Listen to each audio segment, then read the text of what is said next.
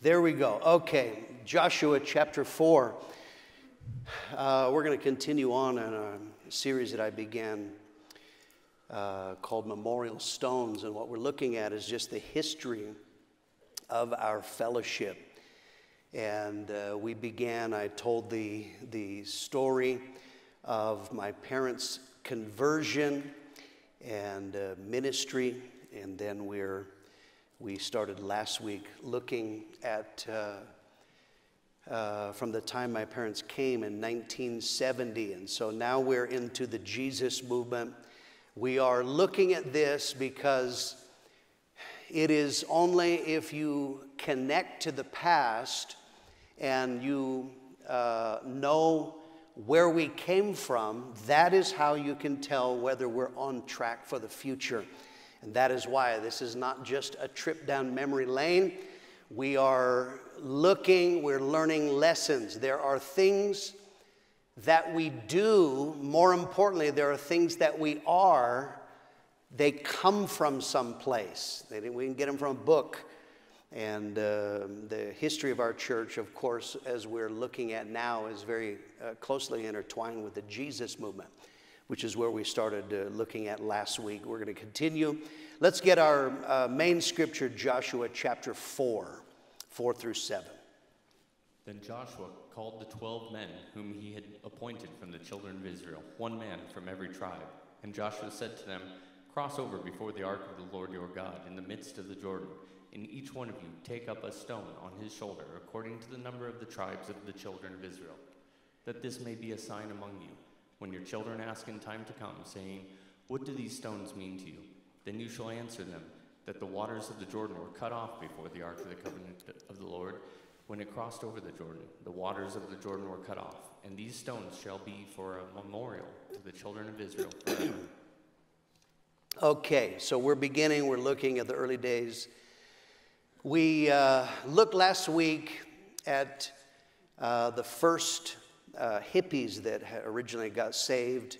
Ron and Susie Burrow were actually the first ones who came into the church. Ron had just gotten saved. Dad welcomed them. They became part of the church. And so he and then some others that he began to tell my father that music would really draw young people. We began to explain how much young people were interested in music, and they began to tell Dad, if we were to hold a concert, I bet that we could get young people there, and then we could preach to them. So we had several problems with the idea of a concert. Number one, we didn't have a band. There was no way to have a concert. Ron Burrow had gotten saved, and he knew a couple of guys, so he said that he would be able to put something together. He had been saved in a local band called Eden that was very popular, but the rest of the members had not been saved yet, so he thought that he could put something together. Problem number two, the church had no equipment at all. And so they asked around. There was a lady in town that would be willing to rent a PA system for $35, but the church did not have $35. You have to imagine 1970 when Dad took over the church, it was in debt. A phone bill that he inherited for $350, which was astronomical money. So now they wanted to do a concert, but we didn't have the money. So what happened is that my parents raided their meager savings and scraped together the $35 to rent a PA system so that we could have a concert. And we did the very first concert in the boys' club. So here's a lesson that we learn, and this has been foundational. We're going to look at in one foundation concerning money next week.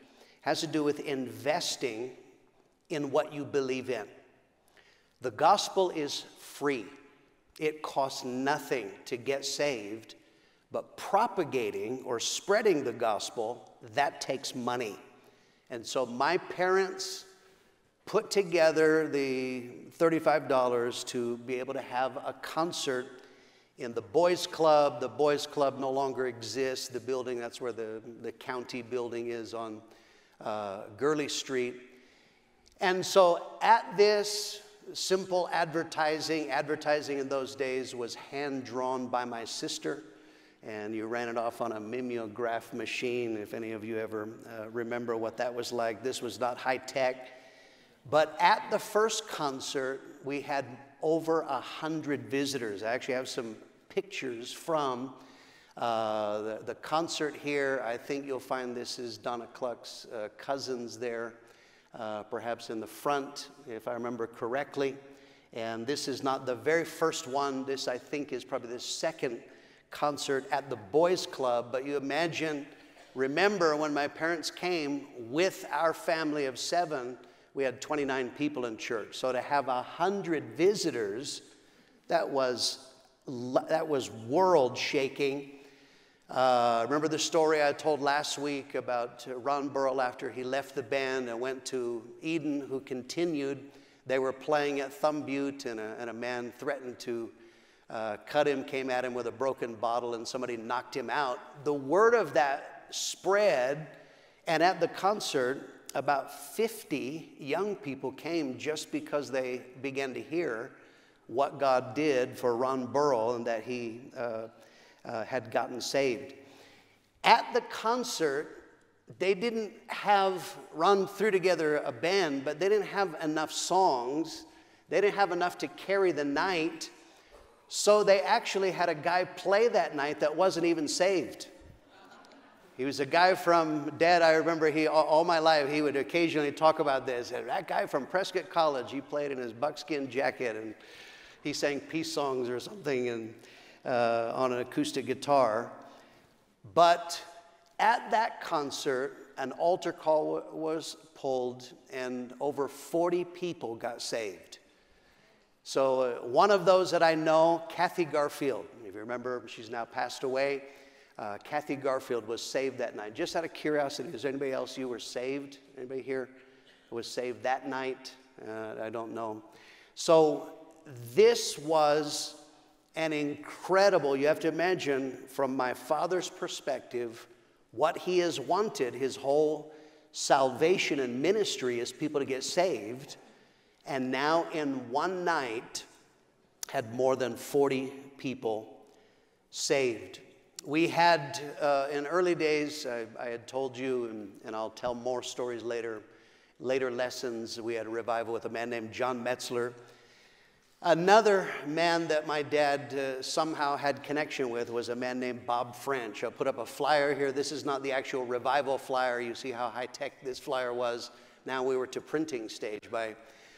This was actually one of the early conference flyers, but that was Bob French. Bob French came, and the revival was very good. But one of the things that happened is that Bob French began to tell my dad, Dad was so excited, you won't believe, look at these hippies that are coming in, these young people that are getting saved. My dad was thrilled. He told everybody he knew because he assumed they would love it too.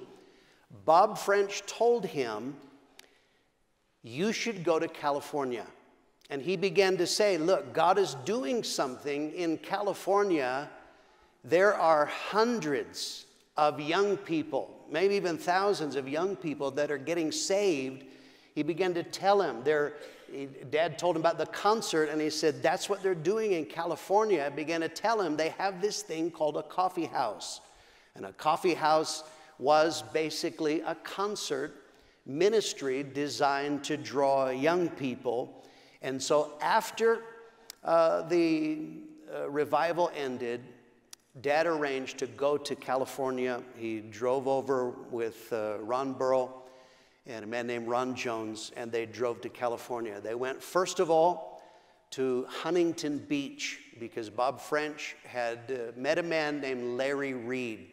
Larry Reed got out of San Quentin prison, got powerfully saved. And he said, Bob French said, he preaches at Huntington Beach, right on the beach. When they arrived at Huntington Beach, they came down, and sure enough, Larry Reed was now baptizing people. He would baptize one person, and then he had a booming voice. He was preaching boldly, and this thrilled my dad. This is publicly right on the beach telling people about Jesus. So they went and introduced themselves, and Dad invited Larry Reed to come to Prescott and to preach. The next place they went after Huntington Beach, they went to La Habra, California. In La Habra, California, there was a coffee house, a man named Don Madison. He had what they called a coffee house. I don't know how much coffee was actually served. That wasn't the point of it. It was a precursor to the concert ministry. They came in, young people were sitting on the floor. They were playing music that young people would like and pulling altar calls, and people got saved. And so this is what Dad wanted. I told you that his frustrations from my parents being raw converts. They were sinners. Mom and Dad only ever went to church twice their whole life. They got saved, and what Dad wanted to see was people saved like him. Pastoring churches where it was just nice church people and raising kids in a safe environment, having a church club, that held no appeal to Dad. But now he's looking at young people, raw sinners. Clearly they're messed up, answering altar calls and getting saved. And Dad said, that is what I want. He left that. Dad told me, and for repeatedly through the years, he said when they walked out, he told those men, this will work in Prescott. We can do that in Prescott. Ron Burrow added, he said that my dad made the comment, if Jesus was alive today, he'd be playing a guitar, and getting young people to come and to preach. So that was in La Habra, California. They introduced themselves to this man, Don Madison, who was a pastor who was running this concert ministry called The Vine. And again, they invited him. He had bands. Bring one of your bands, come to Prescott and preach. Third place they went on a Sunday morning, they went to Costa Mesa, California. And in Costa Mesa, they saw Chuck Smith. I told you Chuck Smith was actually the pastor in our church in Prescott here in the late 1950s, maybe. Was only here for 1 year.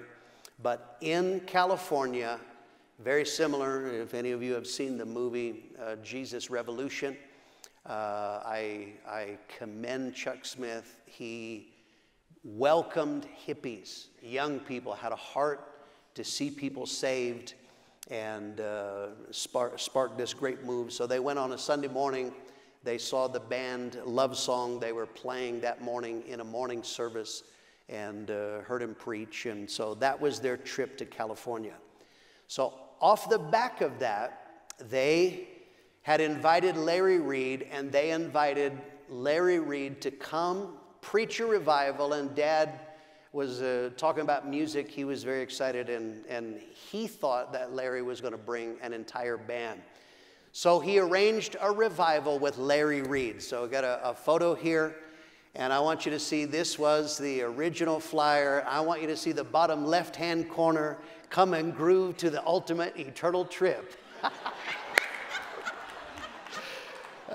Stephen, add that to the flyer. That's now our new tagline.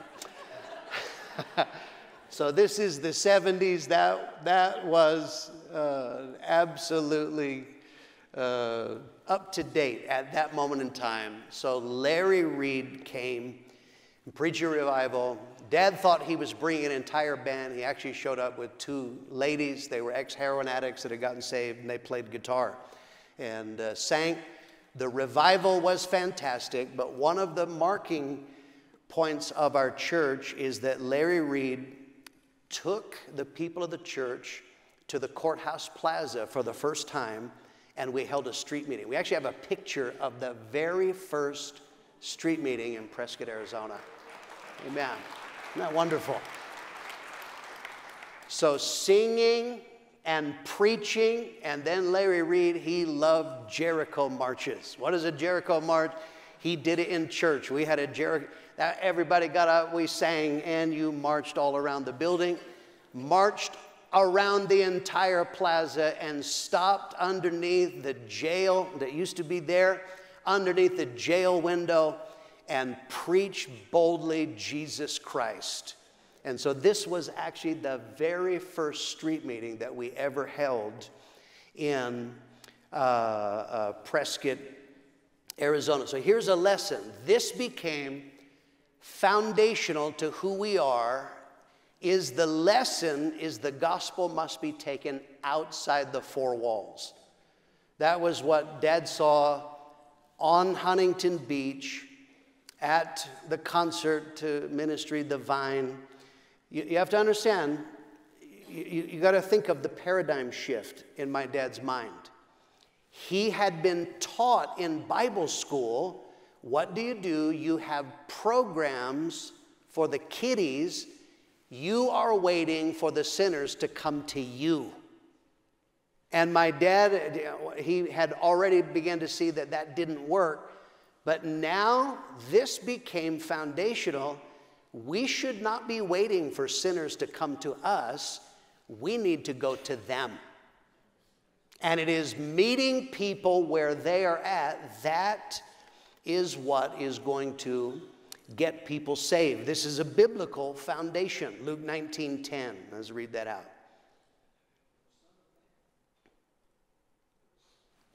Over here. Microphone. For the Son of Man has come to seek and to save that which was lost. Okay, so this is Jesus. He's explaining his ministry. The ministry of Jesus Christ is what we should copy. And so why is he saying this? They're complaining to the disciples, your teacher, he hangs out with sinners. And Jesus says the Son of Man came to not wait in church for them to come, to seek and to save. That is the ministry of Jesus Christ. Luke 14:23.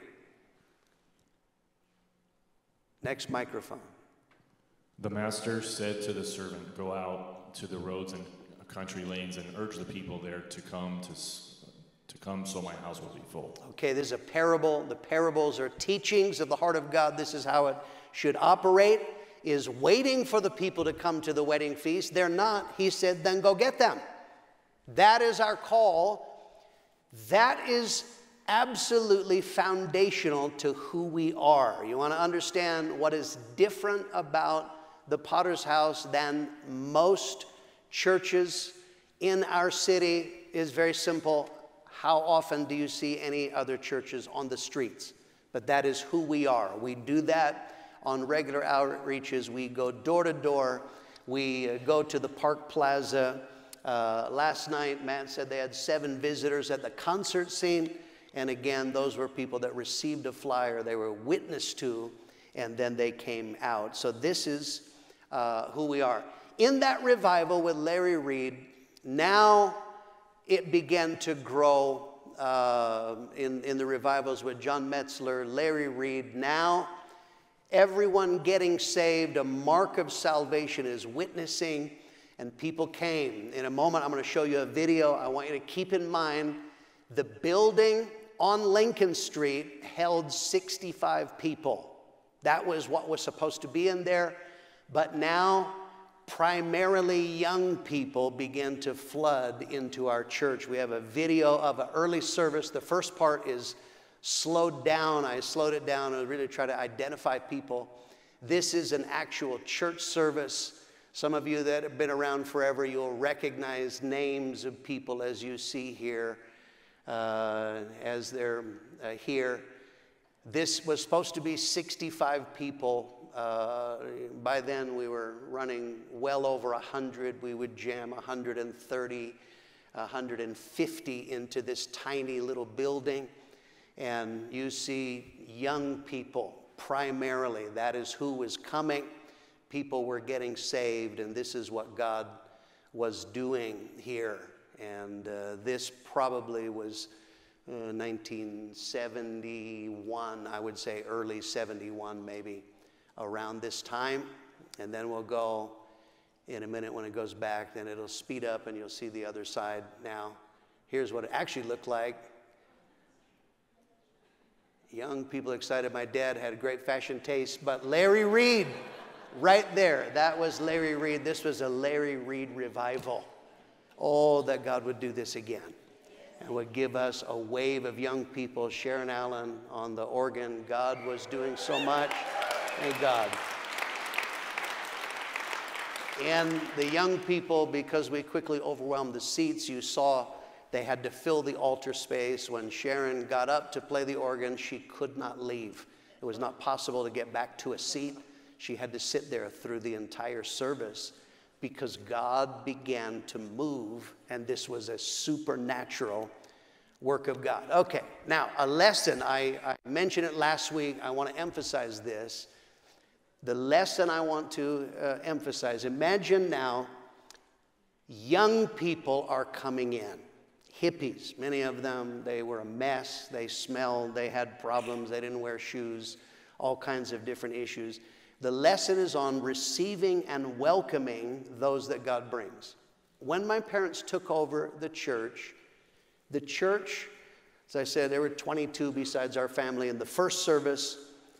Very nice, straight, and a lot of older people. But what was incredible, remember I told you last week, in the Jesus movement, a genuine revival. The Jesus movement was a national revival. I said a revival is not an advertised meeting.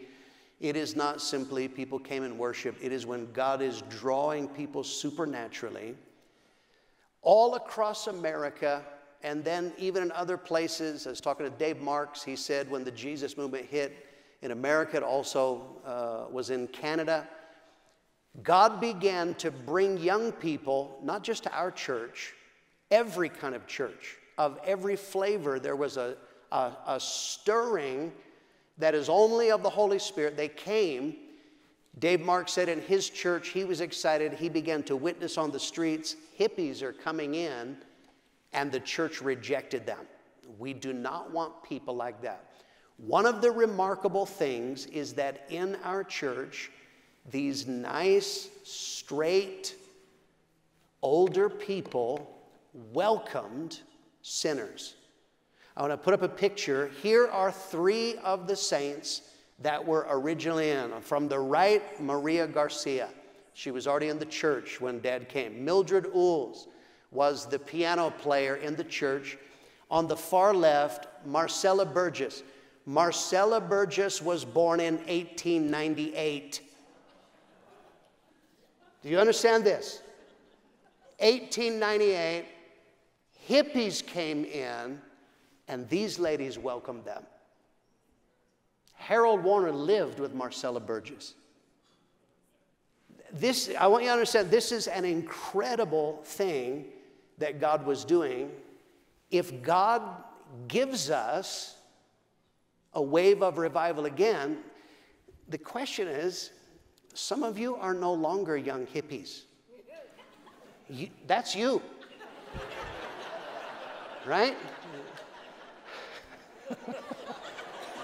I know, some of you feel like you were born in 1898. We were able to hold on to what God did because of people who had hearts like them. My parents welcomed sinners. That was the comment. Ron Burrow was shocked. He began to write to his cousins, cousin Patty Harris and Jack Harris, who were living in Idaho, and he said, there is a pastor that loves hippies. And the people in the church loved hippies. Next picture that we have here, a young girl, I told you last week, Janet Payson, now she's Janet Foley, Emily Yaw, 15 years old. When they got saved, I told you last week, they came on a Sunday night because of Jack Harris' testimony, and got saved. Janet is young. She's already involved in sin. When she comes to the altar, she said, an older lady named Mrs. Gray prayed with her at the altar, was very kind to her, and just began to speak to her about what Jesus had done in her heart. And she said, she kept saying to Janet, God gave you something that the world can't give and the world can't take it away. Janet thought that was a scripture in the Bible. She was going to go find that. But my point is, people welcomed those that were nothing like them. They didn't look like them. They didn't think like them. They probably didn't vote like them. None of that mattered because they had hearts. You see, I told you in an earlier lesson, a church is not just what the pastor does. The church is the people. We do this together. It doesn't matter if the pastors are doing the best they can. If God's people don't receive and welcome those that God brings, then we can't hold on to it. Early days, a famous story from the early days, we had a man that he brought his dog to church. He probably did this hoping to get turned away, but no one bothered him about his dog. Please don't go to the dog pound and start bringing all. But my point is, no one hassled him. Not only did no one hassle him, his dog peed on the carpet, and he tried to clean it up using bleach.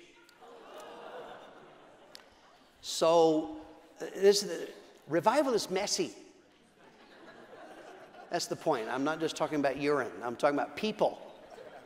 Revival is messy, but no one attacked people over their hair, right? What they look like. They welcomed them so that Jesus could change them. So here's my point. Revival, when God brings in a wave of people, and let's face facts, historically, revival is primarily young people. Revival is more of an adjustment for older people than it is for young, right? Young people are flexible. If things change, like, yeah, cool. For older people, you get like, you want to have dinner at 4:45 and not a minute later, right? So the question is, for any of you that are no longer teenagers, can you adjust? Can you flex? Can you welcome those that God brought in? Harold Warner came. There was a concert at the Armory.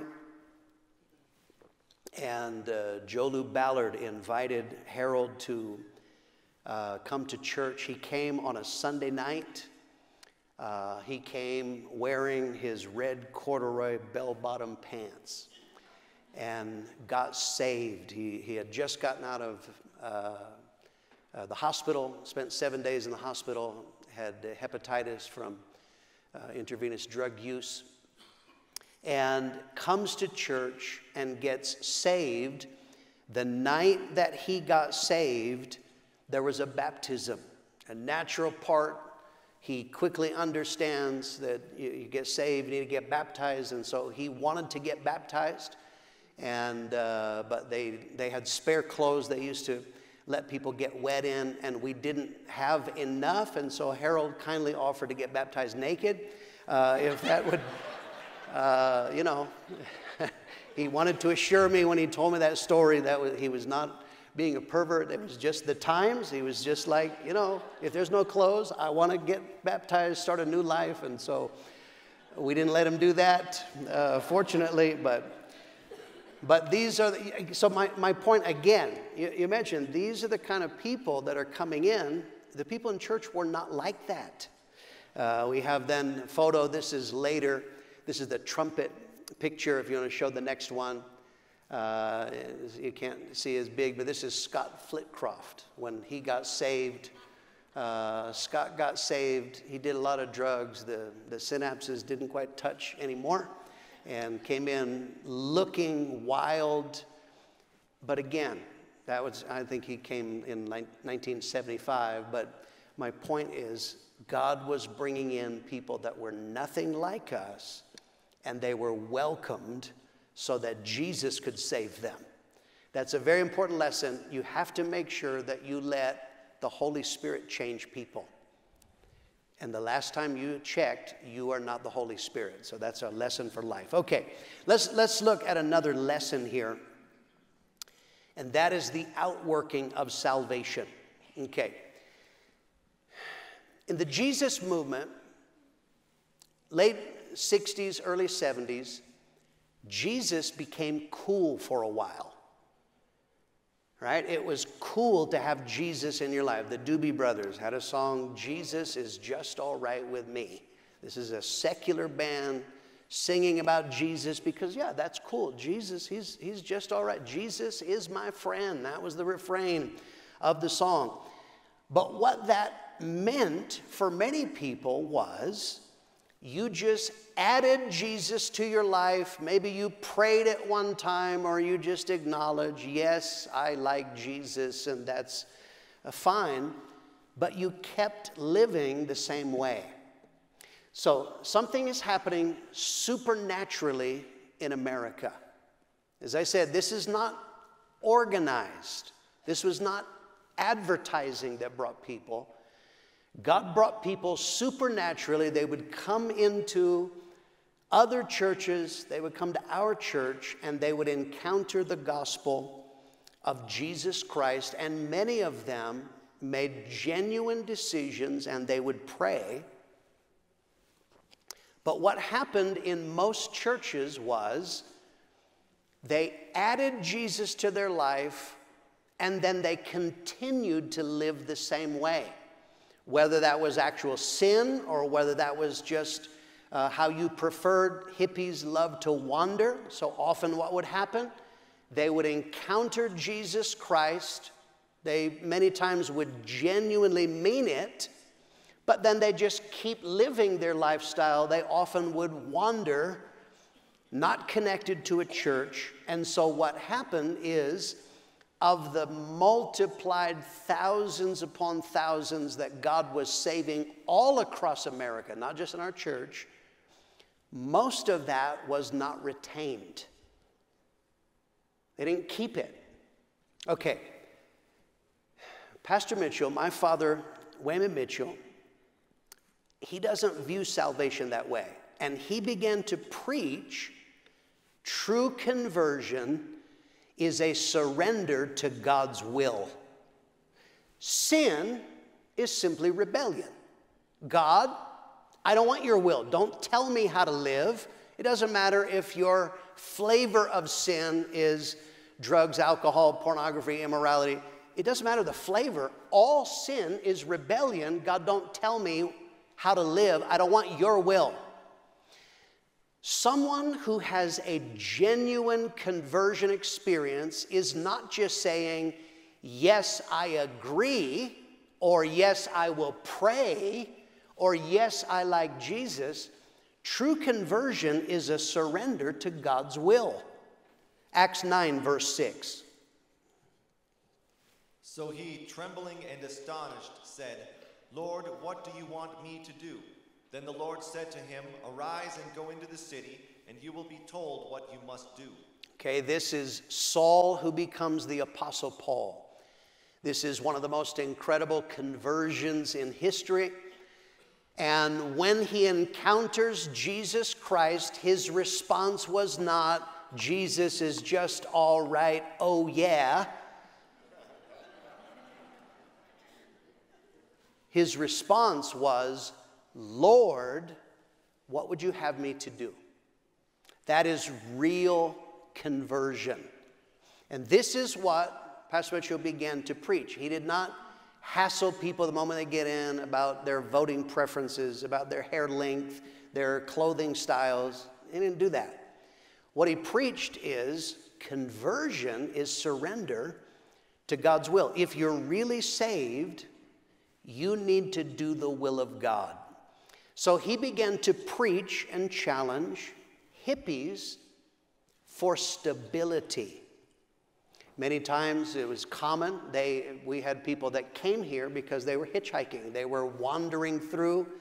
They get saved. Their intention was, great, I'm saved and I'll keep wandering. But he began to preach stability. You need to do the will of God. Harold Warner told me yesterday, he said that after he had been saved a short amount of time, some circumstances, he began to think, began to ask out loud. He was from the East Coast, he's from Massachusetts. So he began to ask, does anybody know of a church in Massachusetts or on the East Coast that I could go to? Because I have family there, I could do a lot of good there, so God saved me here, but now I'll wander and tell people in another place. Pastor Mitchell began to preach, and he began to say, the will of God has an address. This was a foundational teaching that he preached from the early days. The will of God is not wherever you want to do the will of God. The will of God has an address for you. This is found in many places. One of these is 1 Kings 17, verse 8 and 9. Then the Lord spoke these words to Elijah, go to Zarephath and Sidon and live there. I have commanded a widow there to take care of you. Okay, you'll find 2 times in these verses here the word there. Go to a specific place, Zarephath. This is in Sidon, and live there. And I've commanded a widow there to take care of you. So in other words, if Elijah said, you know, God, I'm not really into the Zarephath thing. I'm more of a rolling stone, you know. I just want, he would not be in God's will. You want to have a relationship with God, the will of God has an address. You can't, if you're saying, I just want to, for weather, for family, for job, for whatever, I'll just live wherever I want to, that doesn't line up with true relationship with God. So Pastor Mitchell began to challenge. So this is fundamental. This is why there have been books written, many books written about the Jesus movement, remarking, as I said, young people getting saved was not unique to us. It happened in Baptist churches, Lutheran, all kinds of churches, young people came, but most of those, it was simply a blip in their history, and eventually it all faded away. That is not what happened in our church. Our church retained the fruit that God gave, and actually, we are one, I think I read in one book, they identify 4 movements that were started out of the Jesus movement. And I can't remember the other 2, but us and Calvary Chapel are movements, retained what God gave and carried on, and foundational was the will of God has an address. You got to find, where does God want you to be? When people come and they say, I'm thinking of moving, I'm thinking of roaming, but I'm not God. Have you asked God? What does God want you to do? Because the will of God has an address. Any place that is not preached, you don't retain. Bruce Cutter told me he was from Beverly, Massachusetts, and he said in his hometown, I can't remember if it's Beverly or Wenham, in Massachusetts, there was a man there, he had a youth group that had 200 young people. That is a church. And he just said, just find a church. That doesn't exist today. It didn't carry on. But when you're preaching, conversion is surrender to God's will.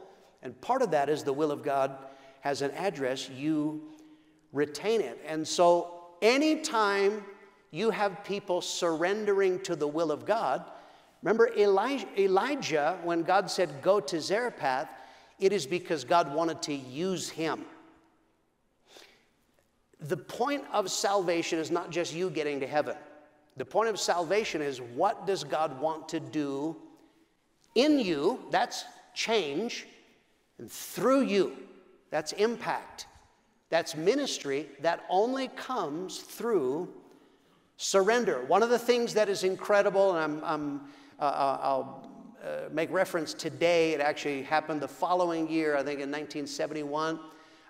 Michelle Greeley came from this place in Beverly and Wenham in Massachusetts, came to Prescott College, and in the library, a young teenager named Mike Maston that got saved in the high school in this initial wave witnessed to Michelle Greeley.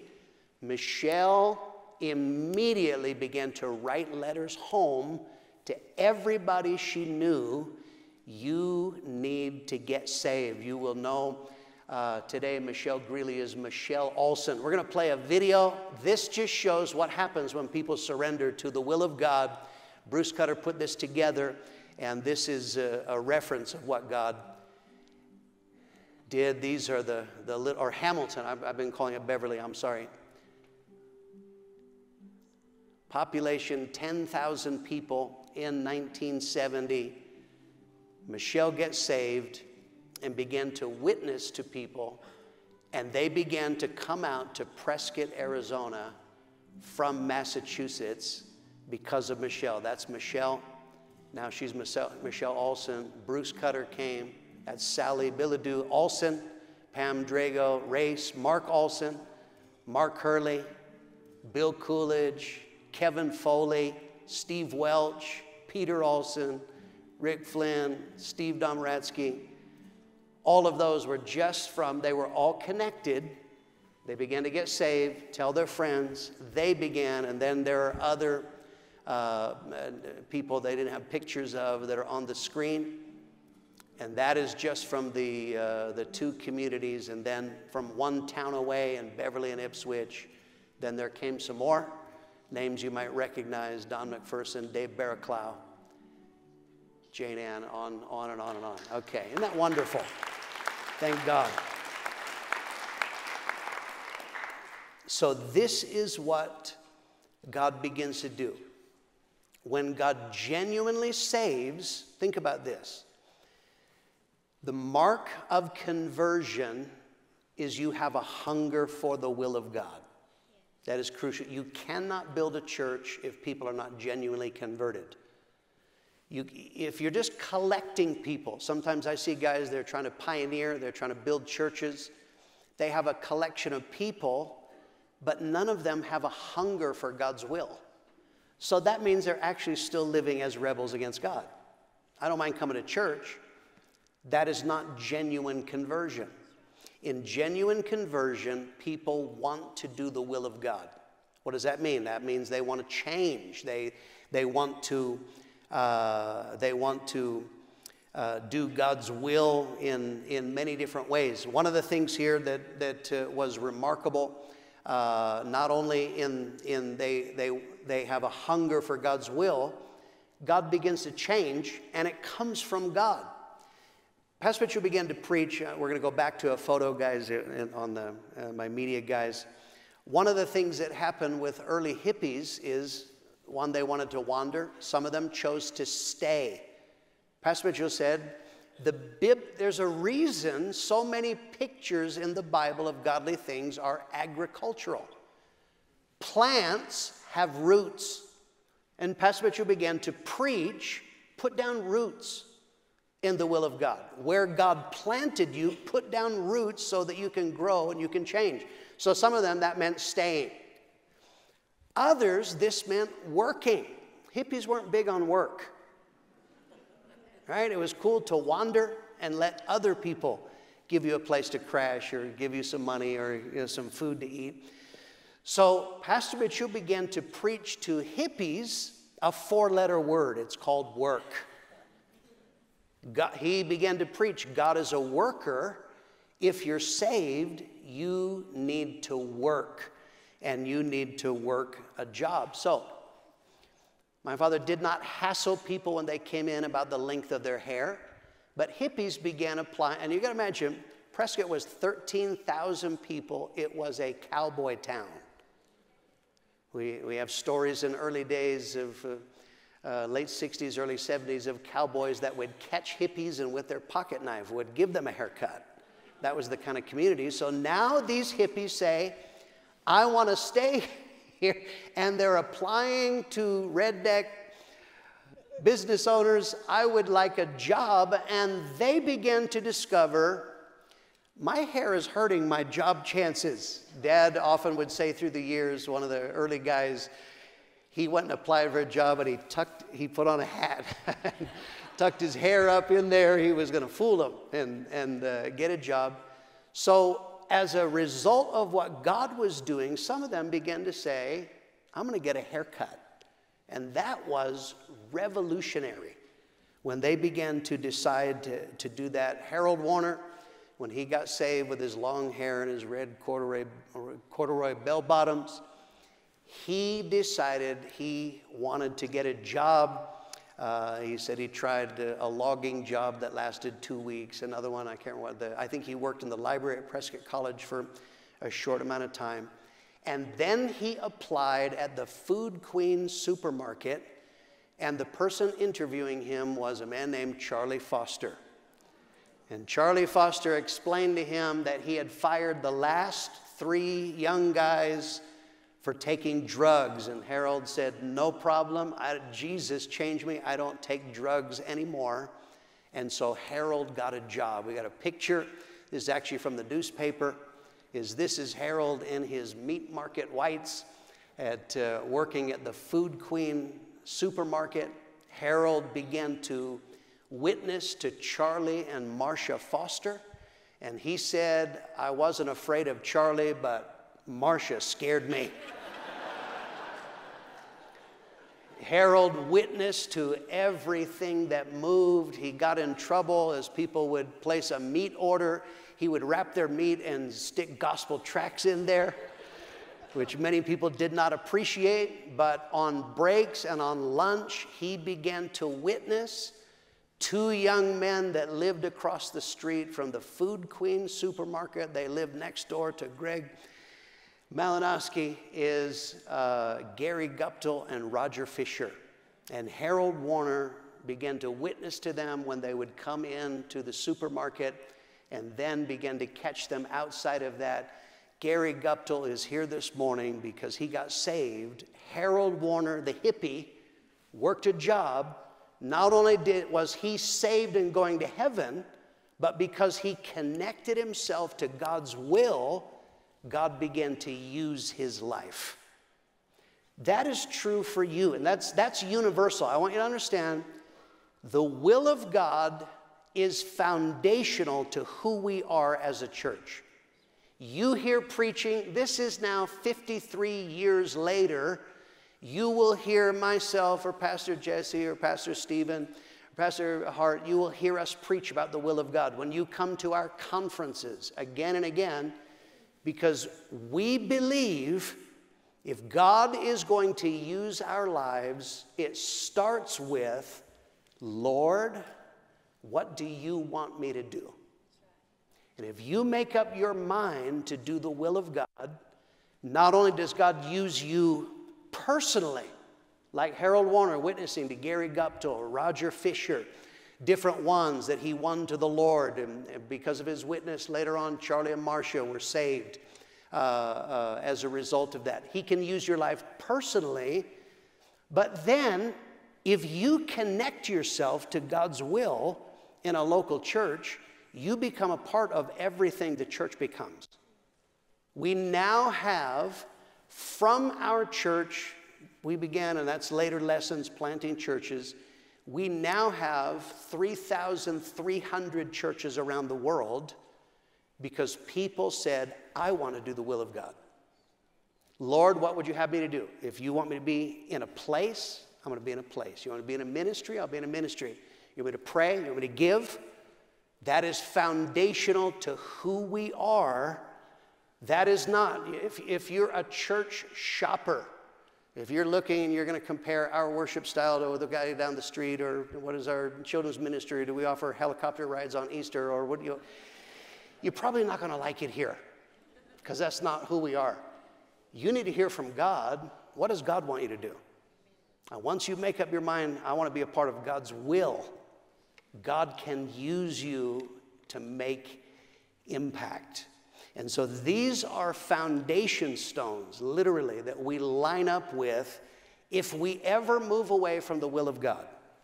If we ever come to a point where now serving God is whatever you want to do, we will die.